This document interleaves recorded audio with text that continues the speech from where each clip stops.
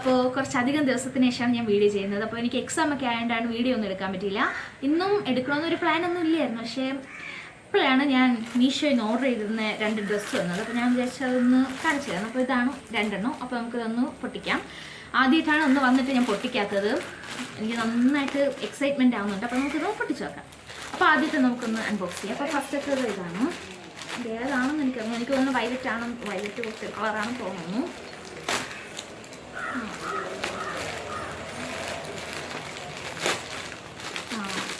ആദ്യത്തേത് ഞാൻ വിചാരിച്ച പോലെ പർപ്പിൾ കളറിൻ്റെ തന്നെയായിരുന്നു. ഞാനിതൊരു വയലറ്റ് ഒരു പർപ്പിൾ ആ ഒരു കളർ ആണ് വിചാരിച്ചത്. പിന്നെ വേറെ കളേഴ്സും ഉണ്ടായിരുന്നു കേട്ടോ. എനിക്കിത് കുറച്ചും കൂടെ അങ്ങ് ഇഷ്ടപ്പെട്ടു.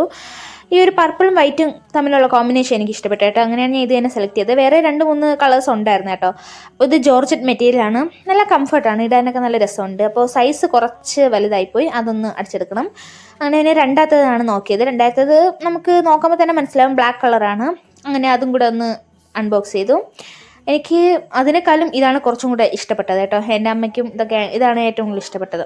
ഇതും സൈസ് കുറച്ച് വലുതായിരുന്നു. ഇത് ബ്ലാക്ക് സെയിം എ ലൈൻ ആണ്, പ്ലെയിൻ ആണ്, വേറെ ഡിസൈനോ കാര്യങ്ങളോ അങ്ങനെയൊന്നുമില്ല. അങ്ങനെ രണ്ടും അടിച്ചെടുത്തു. അപ്പോൾ ആദ്യത്തേത് ഇതേപോലെയാണ് കേട്ടോ. നെക്ക് രണ്ടിനും ഒരേ സൈസാണ്, ഒരേ ഷേപ്പാണ്. അപ്പോൾ ഇങ്ങനെയാണ് വരുന്നത്. 2 സൈഡ് ഓപ്പൺ ഒക്കെ ഉണ്ട്.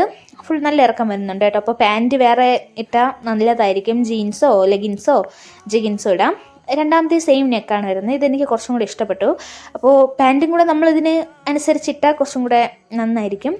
അപ്പോൾ അത്രയേ ഉള്ളൂ. Okay, by.